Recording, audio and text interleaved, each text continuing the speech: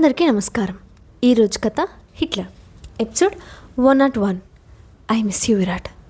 ఇక స్టోరీలోకి వెళ్తే, ఆశ్రమానికి వెళ్ళి స్వామీజీకి బుద్ధి చెప్పి వచ్చిన హాస్ని రెస్టారెంట్లో కూర్చొని భోజనం చేస్తుండగా విరాట్ తాను రిటర్న్ వస్తున్నానని, తనని పిక్ చేసుకోవడానికి స్వయంగా వస్తున్నానని కాల్ చేస్తాడు. విరాట్ సార్ ఇక్కడికి చాపర్లో వస్తారా అని అడిగిన కీర్తి ప్రశ్నకి ఆమెను పిచ్చిదానిలో చూస్తూ, తెచ్చి ఎక్కడ పెడతాడు, నీ మెంటల్, నా నెత్తిన పెడతాడా, అదేమైనా కార్ అనుకుంటున్నావా రోడ్డు పక్కన పార్క్ చేసి రావడానికి, కొంచెం మైండ్ యూస్ చే పాపా అని విసుగ్గా అంది హాస్ని. పోనీలే, కరెక్ట్ టైంకి విరాట్ సార్ రావడం కూడా మంచిదైంది. అర్థం లేని అనుమానాలతో డిస్టర్బ్ అవుతున్న నిన్ను సేవ్ చేయడం ఒక విరాట్ సార్కి మాత్రమే తెలుసు అని అన్న కీర్తి వెంటనే కళ్ళు పెద్దవి చేస్తూ, విరాట్ సార్ రాగానే నిన్ను చూసి ఎలా రియాక్ట్ అవుతారంటావు? ఖచ్చితంగా నిన్ను హక్ చేసుకుంటారు కదా.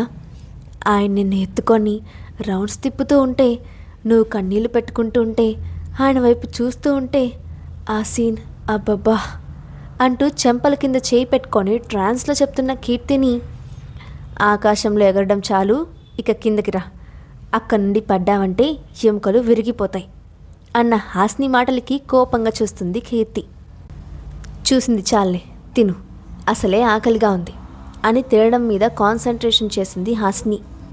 హాస్నిని ఆట పట్టిస్తూ భోజనం చేస్తున్న కీర్తి రెస్టారెంట్ విండో నుంచి బయటకు చూసేసరికి అక్కడ ఉన్న ఒక బ్లాక్ బ్లెండీ, దాని చుట్టూ బాడీ గార్డ్స్ కనిపించడంతో, హే అది చూడు, విరాట్ సార్ వచ్చినట్టున్నారు అని చిన్నగా అరుస్తూ అంది. తింటున్న హాస్ని సడన్గా తల తిప్పి చూసి అది విరాట్ కార్ అని గుర్తుపట్టి తన బ్యాగ్ తీసుకుంటూ, హే నువ్వు మెల్లగా తిని హాస్టల్కి వెళ్ళిపో, జాగ్రత్తగా, వెళ్ళగానే నాకు మెసేజ్ చెయ్యి అంటూ కీర్తి మాట్లాడుతున్నా పట్టించుకోకుండా అక్కడి నుండి ఫాస్ట్గా వెళ్ళిపోయింది హాస్ని. వెనకాల ఎవరో తరుముతున్నట్టే పరిగెత్తుకుంటూ వెళ్ళిపోయిన హాస్ని చూసి నవ్వుకుంటూ టేబుల్పై ఉన్న ఫుడ్ చూసి నీరసంగా ముఖం పెట్టింది. నేను స్లోగానే తినాలి, పెద్ద తినేదానిలాగా ఒకేసారి 100 ఐటమ్స్ ఆర్డర్ చేశావు, ఇప్పుడు వీటన్నిటినీ డస్ట్బిన్లో వేయాలా అని దిగులుగా అనుకుంటూ బిల్కి న్యాయం చేసే పనిలో పడింది కీర్తి. పరిగెత్తుకుంటూ కార్ దగ్గరికి వచ్చిన హాస్ని లోపలికి ఎక్కగానే విరాట్ తనని గట్టిగా హక్ చేసుకొని హాస్నికి రిలాక్స్ అయ్యే టైం కూడా ఇవ్వకుండా కిస్ చేయడం మొదలుపెట్టాడు. పరిగెత్తుకుంటూ రావడం వల్ల ఊపిరి ఆడక హాస్ని మూలుగుతూనే ఉంది. కానీ ఎప్పటిలా విరాట్ని తోసేలేదు.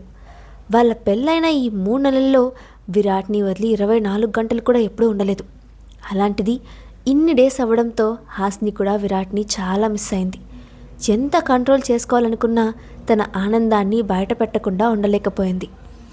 ఎప్పుడు తను కిస్ చేస్తుంటే వెనక్కు నెట్టేసే హాస్ని ఈరోజు రెస్పాండ్ అవ్వడంతో ఆమె తనని చాలా మిస్ అయిపోయిందని విరాట్కి కూడా అర్థమయ్యి తన ముద్దులో డీప్నెస్ ఇంకా పెంచాడు.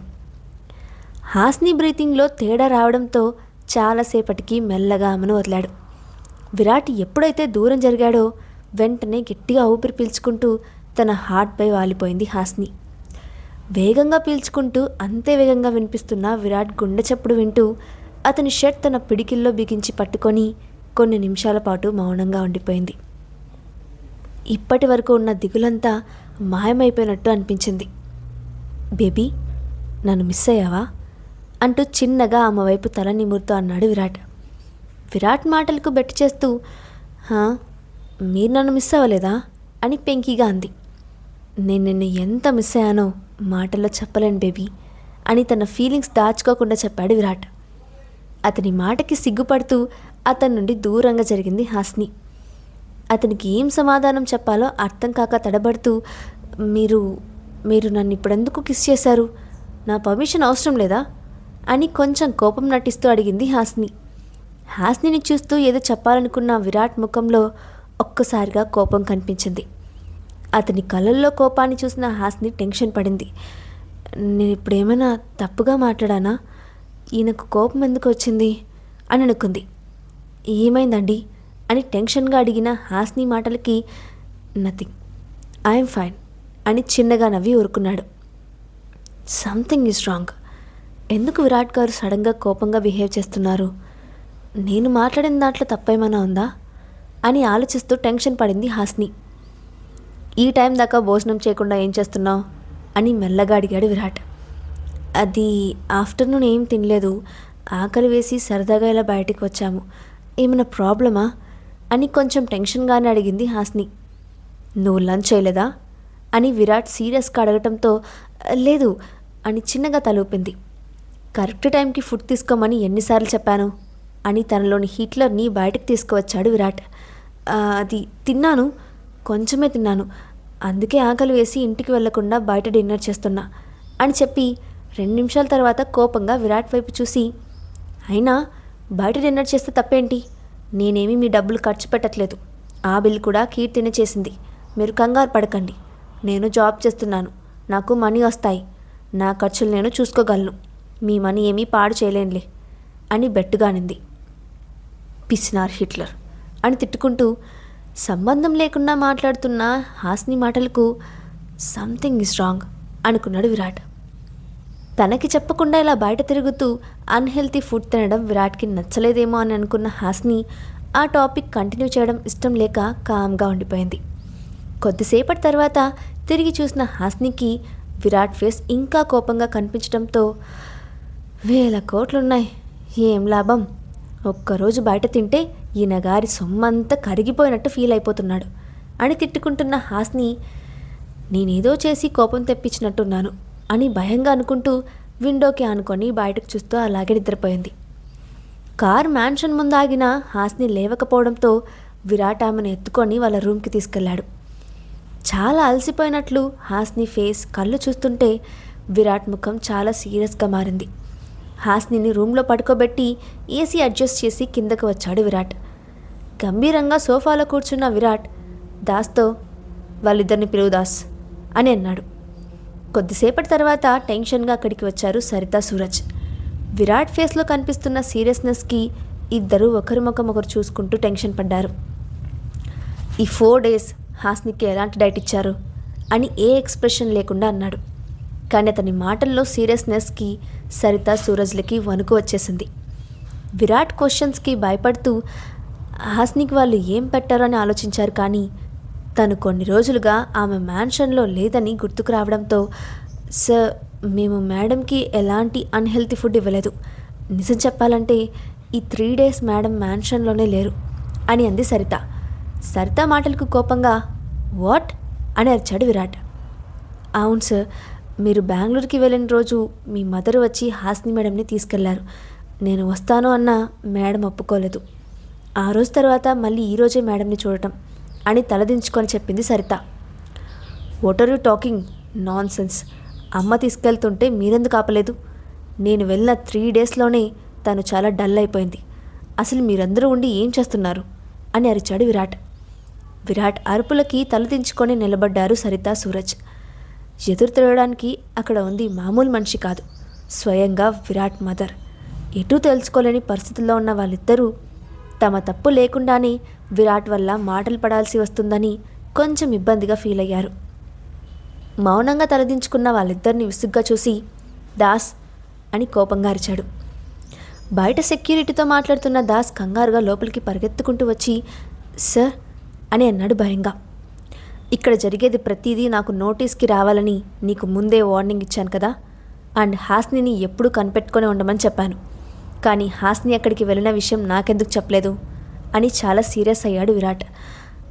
సారీ సార్, కానీ మేడం వెళ్ళింది మీ అమ్మగారితోనే కదా అనుకున్నాను, మళ్ళీ అనవసరంగా మీ మధ్య గొడవలు అవుతాయని ఆగిపోయాను అని చెప్పి, మీ మదర్ కూడా చెప్పొద్దని వార్నింగ్ ఇచ్చారు సార్, మా సిచ్యువేషన్ కూడా అర్థం చేసుకోండి సార్ అని అన్నాడు దాస్. దాస్ మాటలకు గట్టిగా ఊపిరి పీల్చుకొని వదిలి, నేను లేని ఈ 4 రోజులు ఏం జరిగిందో ప్రతిదీ డీటెయిల్డ్గా చెప్పు అంటూ సోఫాలో క్రాస్ లెగ్స్ వేసుకొని కూర్చున్నాడు విరాట్. అతను కూర్చునే స్టైల్లోనే విరాట్ ఎంత కోపంగా ఉన్నాడో అర్థం చేసుకున్న దాస్, సార్ మీ మదర్ అక్కడికి తీసుకెళ్ళిన తర్వాత హాస్ని మేడంతో ఇంటి పనులు, వంట పనులు అన్నీ చేయించారు, రెస్ట్ లేకుండా వర్క్స్ చెప్పడంతో హాస్ని మేడం డల్ అయిపోయారు, మీ అమ్మగారికి ఎంతో ఇష్టమైన బుద్ధుడి బొమ్మ పగలగొట్టారని మేడంకి పనిష్మెంట్గా ఒక రోజంతా ఎండలో నిలబెట్టారు అని వణుకుతున్న గొంతుతో చెప్తున్న దాస్ అప్పటికే నిప్పులు కురుస్తున్న కళ్ళను చూసి భయంగా ఒక అడుగు వెనక్కి వేశాడు. తనని చూసి ఆగిపోయిన దాస్ని చెప్పు అని తన పళ్ళు బిగబట్టి కోపంగా అన్నాడు విరాట్. మేడంకి అక్కడ ఓన్లీ వెజ్ ఉండటంతో కీర్తి మేడం హెల్ప్ తీసుకున్నారు. కానీ సరోజ తిననివ్వలేదు. దాంతో మేడం ఇంకా కీర్తి మేడంని కూడా కలవద్దని చెప్పింది అని అనగానే, అందుకే ఫుడ్ తినడానికి బయటకు వచ్చిందా అని అంతే కోపంగా అన్నాడు విరాట్. భయంగా, లేదు సార్ అని తలుపుతూ, మీ మదర్ హాస్ని మేడంని ఆ ఇంట్లో నుంచి వెళ్ళగొట్టారు అని అనగానే విరాట్ చెయ్యి గట్టిగా బిగుసుకుంది. అతని పిడికిలలో నుంచి వస్తున్న సౌండ్కి దాస్ గుండె ఆగిపోయినట్టు అయిపోయింది. What nonsense are you talking? How dare you to talk like this అని కోపంగా అరుస్తున్న విరాట్ మాటలకు భయపడి గజగజ వణికిపోతున్న దాస్, మీ మదర్ స్వామీజీని కలిశారు. ఆయన హాస్ని మేడంకి పిల్లలు పుట్టరని చెప్పగానే మీ మదర్ మీకు విడాకులిచ్చి మీ లైఫ్ నుండి వెళ్ళిపోమని హాస్ని మేడంని బెదిరించి అక్కడి నుంచి పంపించేశారు అని జరిగింది మొత్తం పూసగుచ్చినట్టు చెప్పాడు దాస్.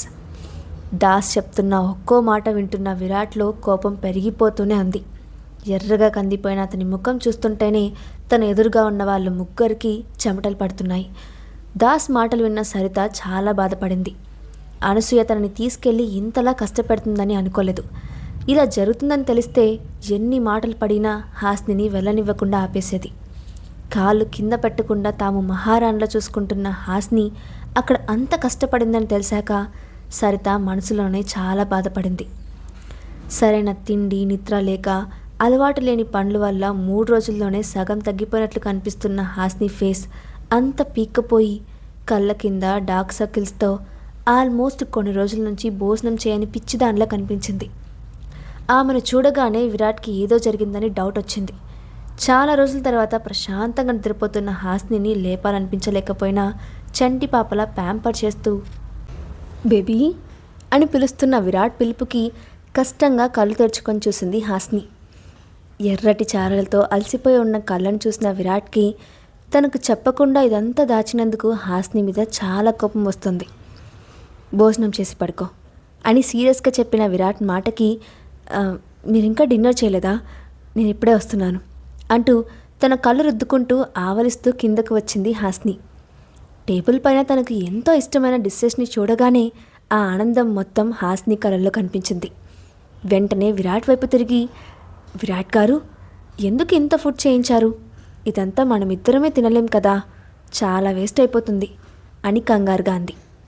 ఏం, నీకు ఈ ఐటమ్స్ నచ్చలేదా అని అన్న విరాట్ మాటకి, ఇంత మంచి ఫుడ్ని ఇష్టపడని వాళ్ళు ఎవరైనా ఉంటారా? నాకు అన్నీ నచ్చాయి అని నవ్వుకుంటూ అంది హాస్ని. కావాల్సినంత తిను అన్న విరాట్ మాటకి సరే అని హ్యాపీగా తినడం మొదలుపెట్టింది హాస్ని. చాలా రోజుల తర్వాత సరిత చేతి వంట తింటున్న హాస్ని మొదటి ముద్ద నోట్లో పెట్టుకోగానే తృప్తిగా కళ్ళు మూసుకుంది. ఎంజాయ్ చేస్తూ ఫుడ్ని తింటున్న హాస్నిని చూడగానే సరిత మనసు చలించిపోయింది. 4 రోజుల్లోనే సగం అయిపోయిన హాస్నిని చూసి అనసూయ ఇంత టార్చర్ చేస్తుందని అనుకోకపోవడంతో హాస్నిని పంపించిన తనని తానే తిట్టుకుంది. విరాట్ గారు, మీరు డైలీ ఇలాంటి టేస్టీ ఫుడ్ పెడుతుంటే నేను మిమ్మల్ని వదిలేసి వెళ్తే నాకు చాలా ఇబ్బంది అయిపోతుంది అని అనింది హాస్ని. నాకు తెలియకుండా నేను లేకుండా ఎక్కడికి వెళ్తున్నావు అన్న మాటలకి కంగారుగా అతని వైపు చూసింది హాస్ని. అనసూయ ఇంటికి వెళ్ళినట్టు హాస్ని విరాట్కి చెప్తుందా? హాస్నితో రూడ్గా బిహేవ్ చేసిన అనసూయతో విరాట్ గొడవ పడతాడా? నెక్స్ట్ పార్ట్లో చూద్దాం. ఈ స్టోరీ అప్డేట్ ఎలా ఉందో కింద కామెంట్ బాక్స్లో మీ ఒపీనియన్ని షేర్ చేయండి. అలాగే ఇలాంటి మరిన్ని స్టోరీస్ కోసం మా ఛానల్ని తప్పకుండా సబ్స్క్రైబ్ చేసి పెట్టుకోండి. Thanks for watching.